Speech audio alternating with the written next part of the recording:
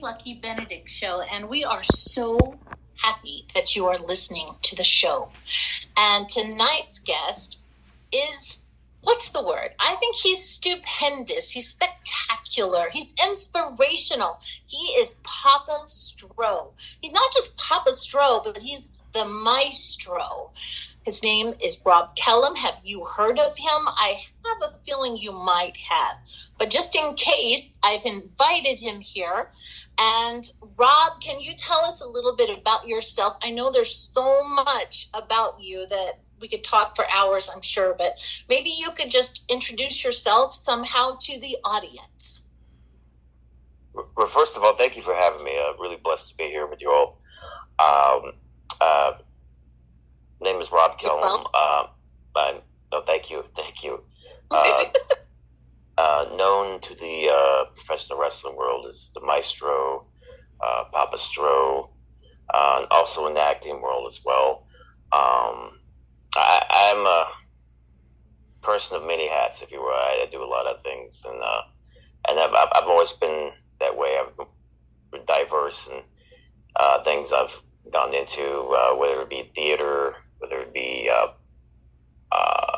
journalism, podcasting, radio, speaking, public speaking, you name it. I do a plethora of things. So it's great to be here with you all. Yeah, I mean, you really do.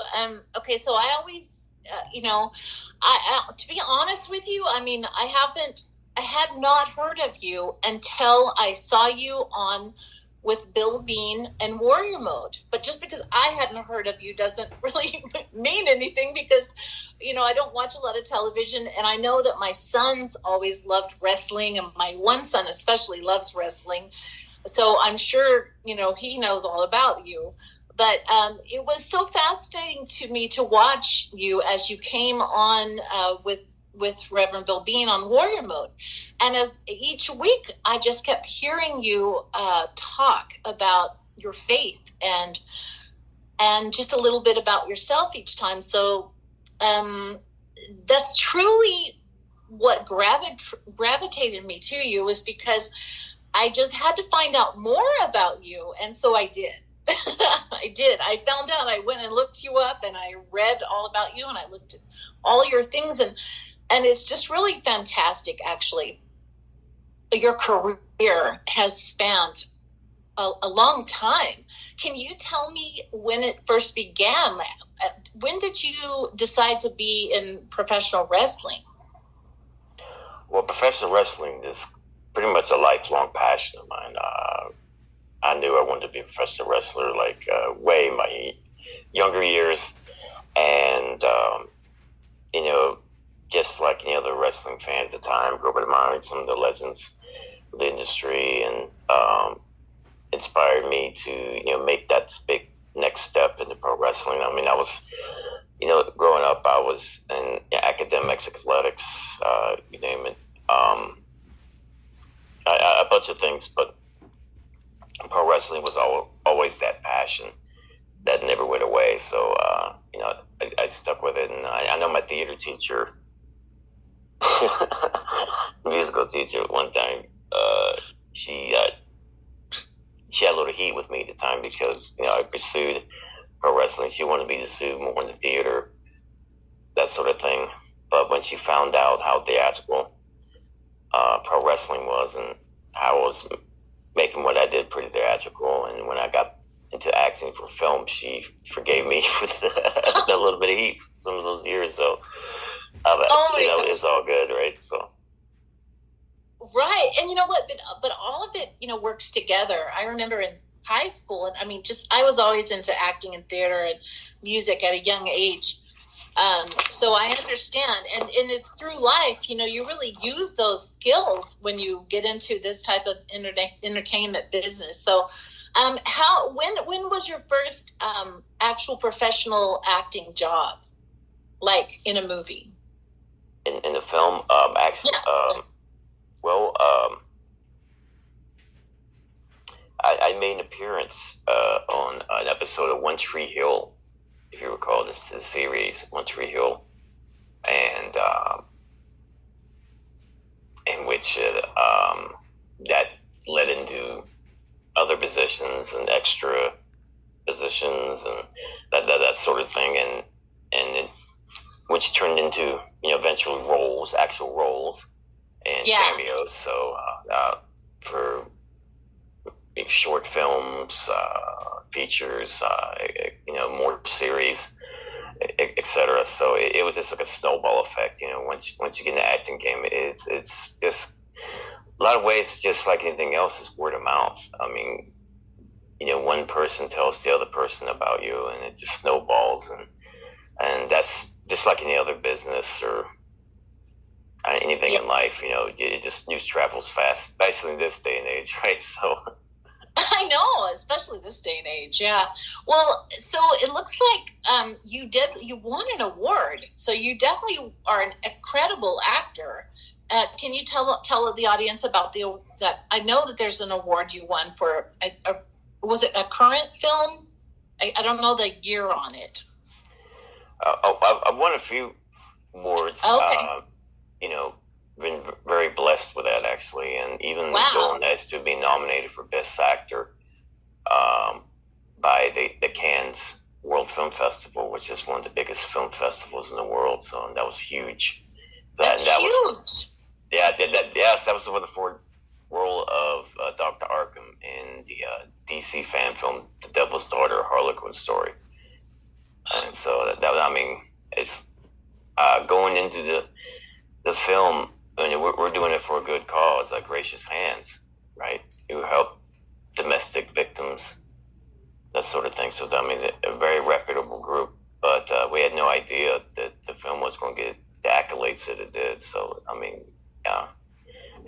any award, whether it be, a championship of wrestling or an award for a film award or a television award or any award that matter for anything, basically, it's a blessing, it's a gift. So just really, really grateful. Yeah. For all of it. Well, congratulations on that, because I know that's a huge award. I mean, that's very impressive. So what do you like better? Do you like wrestling better, or do you like all of it? Do you like to do all of them the same, or is there one that you really love the best? Honestly, it's taught everything from the wrestling to the acting, the business, entertainment world. It's really taught me about how integrated and intertwined life really is, and how there's so much similarities in what we do. I mean, with the entertainment world, wrestling world, business world. In real life, we're all storytellers. Stories are being told all around us, and we want to make the most out of those stories, to make the little things, right? Just like, if you're filming a feature or a short or even commercial, for that matter, you take the little bit of each scene and make the most out of it, just like you would if you're writing a book, per se, or wrestling a match. You take little parts in the match, and you think what you could do to make that match that much better. So it's really taught me how there's a lot of similarities in all that we do, and how everything's intertwined and linked together in the universe. Yeah. See your philosophy. This is a great. It's nice to hear that. I can see how you work things out, and how you you think about things with what you're saying. So, let's take, for instance, a match, or how you work with a person in wrestling. You actually coach people, or do you actually kind of help people, inspire them, or coach people motivationally for any of these subjects that we've talked about in acting or wrestling or anything like that? Absolutely. Every chance I get, I've had some great people help me out with all that, then some, over the years. So I just do my part. I don't claim to be a guru by no means, but I just use through my knowledge and experience to help others. And if I see something to help make a match better with others, or make a scene better or anything like that. I'll contribute the best I can, because I mean it's the mentality that a lot of us, that it's old school mentality, but it's a mentality nevertheless that a lot of us were brought in the businesses that we're in to be better, is to ask others, what could they do to be better. So I just do my part, because I know it's a lot of times it's very competitive in retrospect, and with some, and some feel that if they do certain things to help others, that others are out to take their spotlight or their position or what have you. And so, but with me and quite a few others, we see it as, if we help others, it helps better our craft at the same time. And I mean, we're all in this together, and to better each other, more or less. So if I can help others be the best they can be, I mean, I feel that I can live vicariously through their success, because I felt like I've had a hand in it. Just like people I've trained or give advice to, over the years, whenever they become successful and living out their happiness, I feel like I'm living it with them. So I mean, it goes back to everything being intertwined in life. So I mean, you want to make the best of others' lives, and it helps elevate yours as well. So it's all together, if you think about it. Yeah, I love that.